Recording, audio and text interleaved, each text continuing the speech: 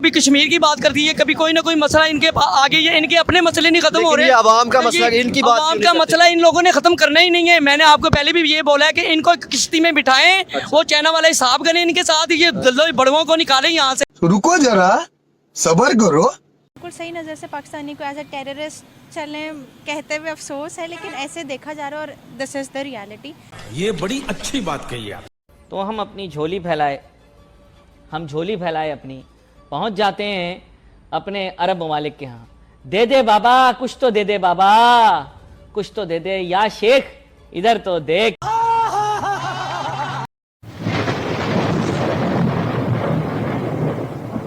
नमस्कार दोस्तों, स्वागत है आपका हिंदुस्तान डॉट में। दोस्तों, अगर बात करें 2025 की, तो इस साल इंडियन इकोनॉमी के लिए बहुत बढ़िया साबित हुआ है, क्योंकि इस साल के अंदर इंडिया के अंदर रिकॉर्ड ब्रेकिंग इन्वेस्टमेंट आई है। इसीलिए तो अमेरिकन टैरिफ के बावजूद भी इंडियन इकोनॉमी दुनिया की फास्टेस्ट ग्रोइंग इकोनॉमी बन गई है। और दोस्तों, दूसरी साइड पाकिस्तान तो इस साल के अंदर बर्बाद हो गया है। ऑपरेशन सिंदूर के अंदर इंडिया ने पाकिस्तान को घर में घुस के मारा, और थोड़े दिन के बाद अफगान तालिबान ने पाकिस्तान को घर में घुस के मारा। इतना ही नहीं, पाकिस्तान की इकोनॉमी भी पूरी बर्बाद हो गई। तो दोस्तों, बिना टाइम वेस्ट किए वीडियो में आगे देखते हैं इस बात पे पाकिस्तानी पब्लिक के रिएक्शन। अगर आप नहीं हैं तो पहले चैनल को सब्सक्राइब कर लीजिए और वीडियो को अंत तक देखें। आपको क्या ख्याल है कि पाकिस्तान के अंदर जो इन्वेस्टमेंट आ रही है, नहीं आ रही है, और इंडिया को अगर बरक्स देखा जाए तो इंडिया इन्वेस्टर्स लाने में कामयाब रहता है हमेशा? अच्छा, सबसे पहली बात जो है आपने वो जो की ना कि इंडिया की जो पॉपुलेशन है, नो डाउट वो बहुत ज़्यादा है, या इंडिया की जो मार्केट है वो सबसे अच्छी मानी जाती है। उस मतलब दो चीज़ों पे हम बात कर लेते हैं। हम आईटी पे बात कर लेते हैं सबसे पहले।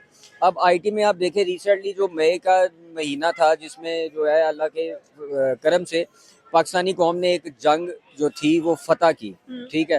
तो अब यहाँ से आप उनकी आईटी सिस्टम का हिसाब लगा लेंगे। हमारे साइबर के जितने भी लोग थे, उन्होंने उनका सिस्टम हैक कर लिया।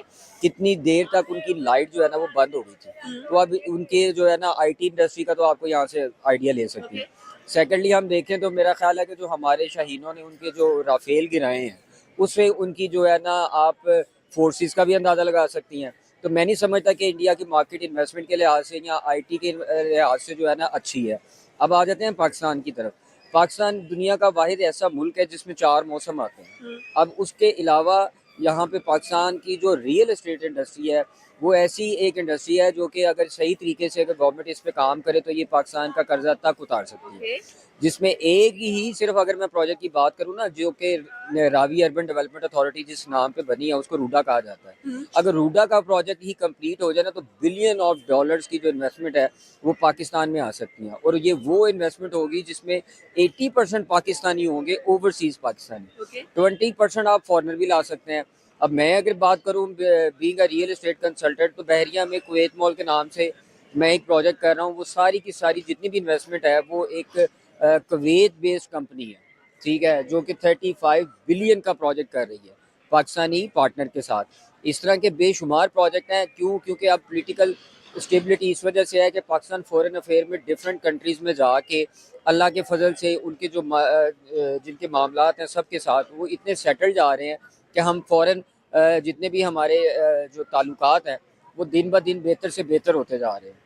तो मेरा ख्याल है कि पाकिस्तान की मार्केट जो है ना वो इंडिया से ज़्यादा सूटेबल है एज़ कम्पेयर टू इंडिया। और इंडिया आपने क्या कि इंडिया से ज्यादा सूटेबल है पाकिस्तानी मार्केट? क्या पाकिस्तान में पॉलिटिकल स्टेबिलिटी है? क्या पाकिस्तान में सिक्योरिटी रेशियोज हैं? क्या पाकिस्तान जो प्रोजेक्ट लाता है वो कंप्लीट करता है या नहीं करता है? बिकॉज अगर इंडिया की बात की, जो पॉलिटिकल स्टेबिलिटी भी है, वहाँ पर सिक्योरिटी भी है, वहाँ पर जो इन्वेस्टर है वो सेफ एंड सिक्योर भी फील करते हैं कि मैं यहाँ पर इन्वेस्ट करूंगा तो मुझे खसारा नहीं होगा, मैं उससे अच्छा अर्न करता हूँ। आपने यहाँ पर रफाइल जेट्स की बात की, आपने यहाँ पर IT प्रोफेशनल्स की बात की, तो सबसे बड़े जो IT हब्स हैं इंडिया में ही नजर आते हैं। एंड अमेरिका की डिमांड होती है कि we need brains from India. तो यहाँ पर आप क्या कहना चाहते हैं? ठीक है, आपने उनका साइबर सिस्टम को हैक किया, सारा कुछ किया, no doubt we have the best hackers, इस पे हम मुत्तफिक कर लेते हैं। But the point is that क्या ये चीजें आपके मुल्क में इन्वेस्टर्स को ब्रिंग ला सकती हैं, जबकि आपके पास सिक्योरिटी इश्यूज चल रहे हैं, आपके पास अगर देखा जाए तो पॉलिटिकल स्टेबिलिटी नहीं है? देखिए, सिक्योरिटी इश्यूज तो जहाँ जितनी पॉपुलेशन होगी, ये एक फिनोमेना है, जितनी ज़्यादा पॉपुलेशन होगी क्राइम रेट उसी हिसाब से ज़्यादा होगा। ठीक है, एक मतलब आप कहना चाह रहे हैं कि अगर इंडिया की 1.5 बिलियन आबादी है तो क्राइम रेट ज्यादा है वहाँ पर, but Exactly. Still they have the greatest investors. Trump के बिजनेसेस वहाँ पर हैं, पुतिन के बिजनेसेस वहाँ पर हैं। इनफैक्ट चाइना खुद वहाँ पर कह लें कि इन्वेस्ट करना चाहता है इंडिया के अंदर। आईफोन की मैन्युफैक्चरिंग वहाँ पर है, एप्पल स्टोर्स वहाँ पर है, और क्या क्या गिनवाया जाए। हमारे पास भी एक Apple store I think so Islamabad में ओपन हो रहा था, वी फॉरगॉट इट, पता नहीं वो ओपन हुआ या नहीं हुआ। हाँ, अब ये देखे ना, आपने मतलब इंडिया की काफी अच्छी साइड ले रही हैं आप। अब ठीक है, अब मैं आपको बताऊं, अगर साइड नहीं ले रही बिकॉज़ नहीं, मैं नहीं, अब देखती हूँ, मैं देखती हूँ चीज। अब लॉजिकली मैं आपको उसका आंसर देता हूँ ना। हम हैकर्स भी अच्छे हैं, हम आईटी की फील्ड में भी अच्छे हैं। जिसका एग्जांपल आरफा क्रीम जो है ना, हमारी ही तरफ से हुई थी। और दूसरी बात ये है कि इंडिया की अगर आप बात करें ना, दूसरा क्वेश्चन आपने क्या किया था कि वहाँ पे ट्रम्प। हाँ। अब आप देखें ट्रम्प की तरफ, आप देखें उसकी मजबूरी है, उसने इंडिया को भी तो रखना है ना किसी साइड पे। ठीक है, अब अगर वो यहाँ पे हमारे चीफ ऑफ आर्मी साहब जो कि फील्ड मार्शल हो चुके हैं, उनके साथ अगर 1-on-1 मीटिंग कर रहे हैं, तो ट्रम्प को कुछ तो खतरा है कि पागल कौम है, घूमी हुई कौम है, जिस दिन इनके दिमाग ना काम किए, इंडिया ने ज्यादा तंग किया, तो शायद ये कुछ ना कुछ कर दे, न्यूक्लियर चलाते हैं हम, अच्छी न्यूक्लियर चला दे। मतलब वी आर वन कंट्री जिसके पास जो है ना, इस्लामी ममालिक में जिसके पास न्यूक्लियर है। ठीक है, और हमने टीटीपी ये साइन किया, हम चलाने से पहले पूछेंगे नहीं, हम चला देंगे। तो फिर ऐसे बंदे से बंदा बहुत डरता है। गली में कोई पागल जा रहा हो ना, तो बंदा उसकी बिला वजह इज्जत करना शुरू हो जाता है। इसी वजह से किसी को भी पड़ ना जाए, ये पत्थर ना मार दे गाड़ी को, मुझे कोई नुकसान ना पहुंचा दे। तो हम थोड़े से जज्बाती कौम है, और हम एक ही चीज जानते हैं कि हम अपना दिफा करना चाहे, उसके लिए हमें सिरदर्द की बाजी लगाना पड़े। तो ट्रम्प की मजबूरी है, ट्रम्प ने मोदी को भी कहीं ना कहीं रखना है। तो और दूसरी बात यह है कि वहाँ पे पॉलिटिकल स्टेबिलिटी की बात कर रही थी आप, तो कितने अरसे से तो मोदी साहब खुद विराजमान है सीट पे, तो ये कहाँ की उनका टेन्योर तो बनता है ना, क्योंकि वो सुनने में ही आते हैं कि उनका ये जो तीसरा टेन्योर है, इससे पहले पाकिस्तान इंडिया से 10-15 साल आगे था।